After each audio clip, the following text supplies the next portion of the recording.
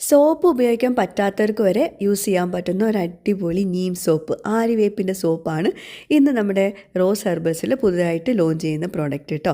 അപ്പോൾ ഇത് നിങ്ങൾക്ക് വിശ്വസിച്ച് യൂസ് ചെയ്യാം. കാരണം ഇതിൽ സോപ്പിൻ്റെ ബേസ് കൂടാണ്ട് ആര്യവേപ്പിൻ്റെ ഇല അരച്ച് ആണ് ഇതിൽ ചേർക്കുന്നത്.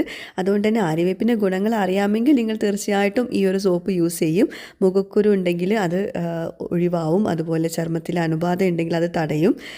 എണ്ണമയമുള്ള ചർമ്മത്തിന് അടിപൊളിയാണ് ഈ ഒരു സോപ്പ്. ചർമ്മം തിളക്കമുള്ളതാവും, അതായത് ഗ്ലോ ആവും ഈ ഒരു സോപ്പ് യൂസ് ചെയ്ത് കഴിഞ്ഞാൽ കേട്ടോ. അപ്പോൾ ഇതിൻ്റെ പ്രിപ്പറേഷൻ വീഡിയോ ഒക്കെ നിങ്ങൾ കണ്ടല്ലോ. അപ്പോൾ ഇനി ഈ ഒരു സോപ്പ് വേണമെന്നുണ്ടെങ്കിൽ ഞാനിവിടെ നമ്പർ കൊടുക്കാം. അതിൽ വേണം നിങ്ങൾ എൻക്വയറീസിനായിട്ടും ഓർഡർ ചെയ്യാനായിട്ടും നിങ്ങൾ കോൺടാക്റ്റ് ചെയ്യാൻ കേട്ടോ. വാട്സപ്പ് മാത്രം ചെയ്യുക. അപ്പോൾ ഇത് ഭയങ്കര സിമ്പിളായിട്ട് ഉണ്ടാക്കാൻ പറ്റുന്ന സോപ്പ് തന്നെയാണ്.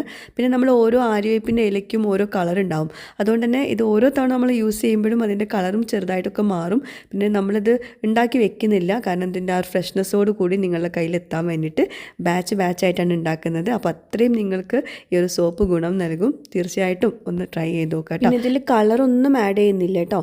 വേണമെങ്കിൽ നമുക്ക് ഗ്രീൻ കളറൊക്കെ ഇതിൽ ആഡ് ചെയ്യാം, പക്ഷേ അത് നമ്മുടെ ശരീരത്തിന് അത്രത്തോളം ഹാനികരമാണല്ലോ. അപ്പോൾ അതുകൊണ്ട് കളറൊന്നും ആഡ് ചെയ്യുന്നില്ല. പ്യുവറായിട്ട് ആര്യവേപ്പിൻ്റെ ഇല അരച്ചൊഴിച്ചത് മാത്രമാണ് ആഡ് ചെയ്തിട്ടുള്ളത്. റോസ് ഹെർബൽസിൽ നമ്മൾ ലോഞ്ച് ചെയ്യുന്ന 9ാമത്തെ പ്രൊഡക്റ്റാണ് നീം സോപ്പ് കേട്ടോ.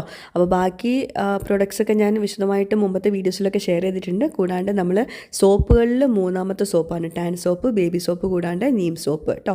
അപ്പോൾ എന്തായാലും എല്ലാ സോപ്പും ഓരോ ഗുണങ്ങളുള്ള സോപ്പാണ്. അപ്പോൾ എല്ലാതും വാങ്ങിക്കാൻ പറ്റുന്നവർ വാങ്ങിച്ച് നോക്കുക, ട്രൈ ചെയ്തിട്ട് ഫീഡ്ബാക്ക്സ് അറിയിക്കുക കേട്ടോ. ബൈ.